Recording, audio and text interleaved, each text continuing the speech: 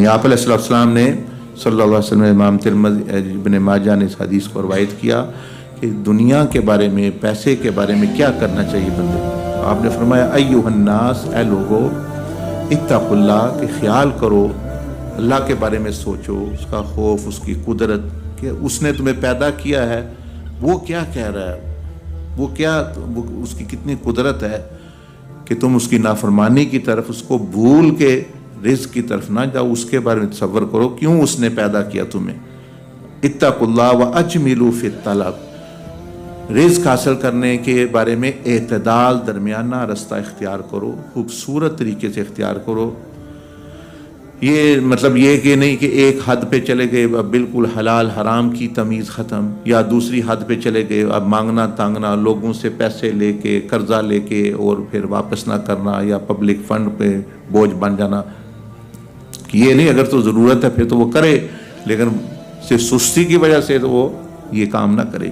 یعنی دونوں چیزیں، مانگنا تانگنا اور پھر رزق حرام کمانا، یہ یعنی انتہا پسندی ہے. تو فرمایا کہ اس لیے فَإِنَّ النَّفْسَ لَن تَمُوتَ حَتَّى تَسْتَوْفِيَ رِزْقَهَا. فرمایا میں محمد الرسول اللہ صلی اللہ علیہ وسلم تمہیں کہہ رہا ہوں، جن سے سچی ہستی اللہ نے مخلوق میں پیدا نہیں کی، کہ جب تک کوئی بندہ اپنا رزق پورا نہیں کرے گا وہ دنیا سے نہیں جائے گا، اس کو موت نہیں آ سکتی.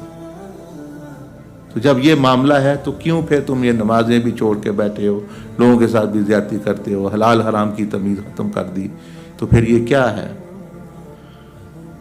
وَإِنْ أَبْطَأَ عَنْهَا. ہاں یہ ہے کہ بعض دفعہ یہ ہے کہ وہ اس کے اپنے وقت پہ آتا ہے، وہ دیر سے اس نے رزق نے 6 مہینے بعد آمنا ہے، 5 مہینے بعد آمنا ہے. آپ جو ہے ابھی چاہتے ہیں جی میں اپنے طریقے سے جو ہے وہ غلط طریقہ اختیار کر کے ابھی راتوں رات میں امیر بنوں، وہ پھر جو ہے شیطان اسی چیز کو استعمال کر کے جلد بازی کے بندے کو جو ہے وہ نقصان پہنچانا. فرمایا وَإِنْ أَبْطَأَ عَنْهَا، کب چاہے وہ دیر سے آئے گا، تم جو ہے اطمینان رکھو، اللہ پر بھروسہ رکھو، اللہ پر توکل رکھو. وَأَجْمِلُوا فِي الطَّلَبِ، اعتدال کا رستہ اختیار. وہ کیا ہے؟ حَذُو مَا حَلَّ، حلال لے لو، وَدَعُوا مَا حَرُمَ، اور حرام رستہ آئے تو وہ چھوڑ دو. اس میں اٹریکشن، کشش بہت ہوگی کہ کر لو یہ ہو جائے گا تم، لیکن یہ سارے لوگ کشش میں ہی آ کے جتنے بھی دھوکے میں آئے ہوئے ہیں، کیونکہ شیطان اس کو استعمال کرتا ہے بندے کے خلاف. جیسا کہ اللہ پاک نے قرآن مجید میں فرمایا الشیطان یعدکم الفقر ویأمرکم بالفحش. شیطان جو ہے تمہیں کہتا ہے تمہیں ملے گا نہیں، تمہیں اب نہیں ملے گا، تم جلدی لینا چاہیے، تمہیں یہ پیسہ نہیں ملے گا اس لیے چوری کرو، دھوکہ کرو، فراڈ کرو، تمہیں یہ عورت نہیں ملے گی، تم جو ہے زنا کرو، شراب پیو، پھر تمہیں، یعنی وہ یہ بندے کو ذہن میں ڈالتا ہے کہ تمہیں نہیں ملنا، جب جلدی ملے گا ایسا کرو گے، تو بس اسی میں بندہ دھوکہ میں آ جاتا ہے. ورنہ اس کا رزق جو ہے وہ اس تک جو ہے وہ ضرور یعنی پہنچتا ہے اچھے طریقے سے اگر وہ صبر کرے.